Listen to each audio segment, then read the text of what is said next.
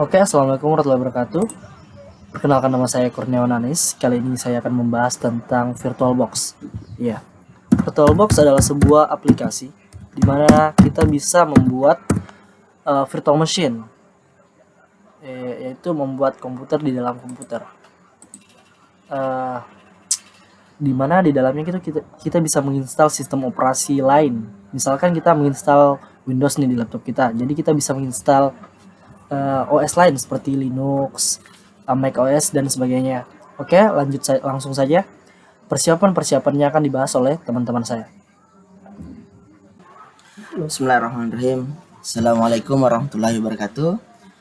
Nama saya Ardiansyah.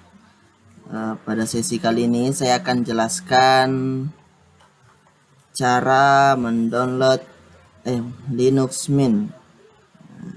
Jadi Linux Mint adalah salah satu distro Linux ya. Jadi caranya cukup kita cari di searching engine Google, Linux Mint download.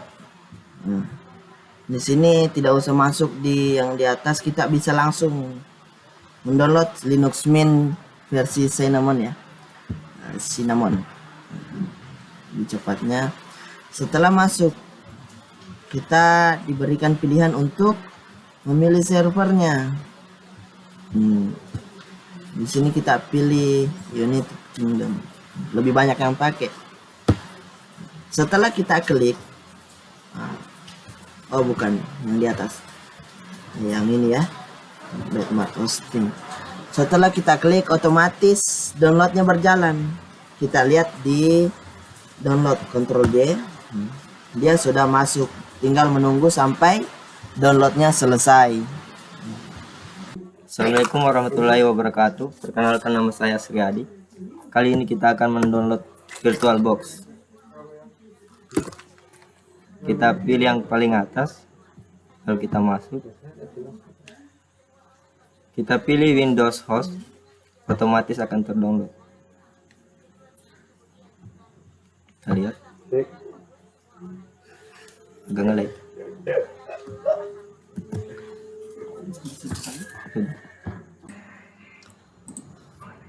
Oke, ketika kita selesai melakukan persiapan, selesai mendownload VirtualBox dan juga kita selesai mendownload file ISO Linux Mint, kita langsung saja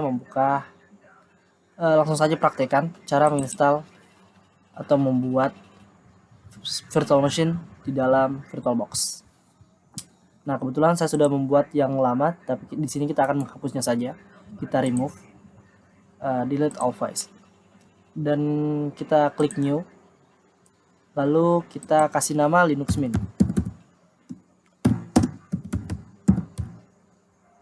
Nah, karena Linux Mint adalah turunan dari Ubuntu, maka otomatis akan seperti ini ya.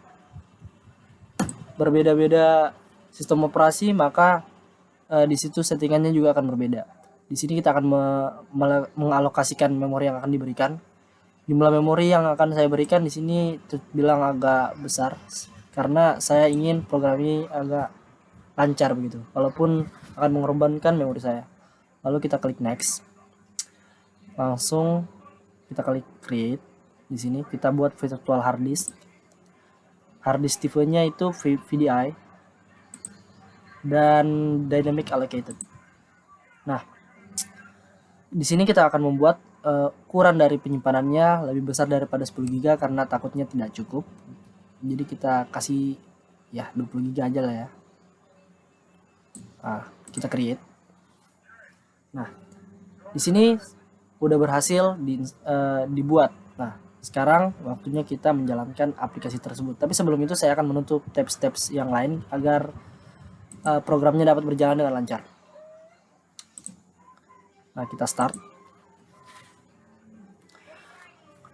Di sini saya menggunakan komputer dengan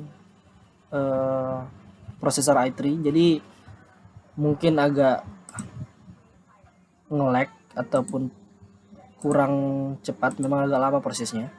Nah, di sini kita klik add, lalu kita cari file ISO di mana kita menyimpannya. Kebetulan saya menyimpannya di local disk D di Linux Mint. Kita klik, langsung kita open. Nah, ketika udah di open, pastikan di sini di choose ya. Nah, lalu kita start. Di sini akan memakan waktu bisa beberapa menit, bisa beberapa jam, tergantung dari kecepatan RAM dan juga hard disk kalian. Nah, di sini kita klik start menu saja. Nah, sementara mungkin akan memakan waktu beberapa menit. Jadi Linux Mint terbilang cukup ringan dibandingkan sistem operasi yang lain, dan saya juga merekomendasikan Linux Mint ini untuk teman-teman sekalian yang merasa ingin mencoba sistem operasi selain Windows. Di sini juga terbilang open source begitu. Kita bisa membuat sistem operasi menggunakan Linux base. Nah, di sini agak berat memang prosesnya. Mohon ditunggu. Ya, akhirnya kita berhasil masuk di Linux Mint ya. Kita preview lagi. Nah, di sini kita lihat ada komputer, ada home, ada install. Maaf. Di sini ada install Linux Mint. Nah, ini kita sedang berada di live system ya. Jadi Linux Mint ini bisa berjalan tanpa perlu diinstal. Ya, untuk mencoba-coba begitu. Linux Mint sangat bagus dipakai untuk belajar tentang sistem operasi lain selain Windows bagi kita yang familiar oleh Windows. Jadi sangat recommended untuk pemula karena interface-nya yang mirip dengan Windows 10. Nah, jadi kita bahas saja. Linux Mint itu adalah sistem operasi Linux yang berbasis Ubuntu dan pernah mengalahkan popularitas Ubuntu itu sendiri pada tahun 2011. Nah, Linux Mint juga tergolong sangat-sangat ringan. Hanya butuh 2 GB RAM dan minimal storage 20 GB. Jadi tergolong sangat-sangat ringan ya untuk dibandingkan dengan sistem operasi lain.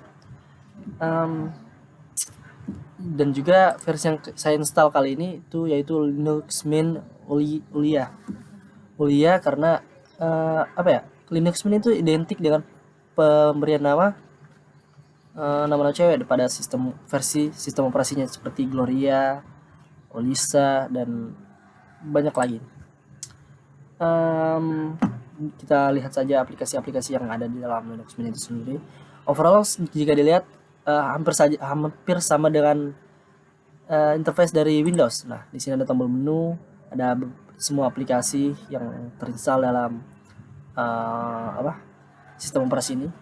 Sebenarnya kasarnya bisa diputar tanpa perlu diinstal begitu dalam file ISO-nya. Nah, di sini pertama kita lihat ada Office. Di sini dapat menggantikan aplikasi-aplikasi keseharian. Kita buka saja LibreOffice. Hampir sama dengan Microsoft Office, hanya saja lebih lebih asing dilihat karena kita jarang menggunakannya. Nah, kita create dokumen. Kita full view dulu ya, biar enak begitu. Nah, di check now. Nah, oke. Kita tutup. Nah, kita bisa ketik. Hanya saja kelemahan dari LibreOffice ini tidak menyediakan font-font bawaan seperti Windows ya. Kita harus install dulu. Nah, installnya agak ribet juga sih. Jadi kita tutup saja dokumen ini dan save. Nah, kita tutup. Lalu kita lihat aplikasi-aplikasi lain. Office-nya kan hampir sama dengan Microsoft Office ya. Sound video di sini tersedia aplikasi-aplikasi untuk memutar musik dan memutar video. Administration, preference. Nah, enaknya di Linux Mint ini udah menyediakan kustomisasi tema seperti ini ya. Kita lihat aja. Kita buka theme. Ya, agak lama ya. Karena kebetulan kalau kita pakai VirtualBox itu agak memberatkan sistem, apalagi RAM-nya cuma 4 GB ya, agak tergolong berat begitu. Nah, kita bisa pilih window bordernya, kita bisa pakai yang dark, kita bisa pakai yang ini. Nah, di sini kita bisa pakai yang ini. Kita ganti warna dulu ya. Bisa pakai yang ini. Bisa menyesuaikan gitu. Control buttonnya. Kita bisa pakai yang ini. Pointernya ya terserah kita gitu kan. Nah, terus juga apa ya? Apalagi ya yang bisa dilihat. Di sini ada terminal. Di sini untuk melakukan apa mirip seperti command prompt begitu. Nah, mungkin cukup sekian ya review dari Linux Mint. Jika ada pertanyaan tolong tulis di komentar. Semoga bermanfaat bagi kami dan kita semua. Cukup sekian. Assalamualaikum warahmatullahi wabarakatuh.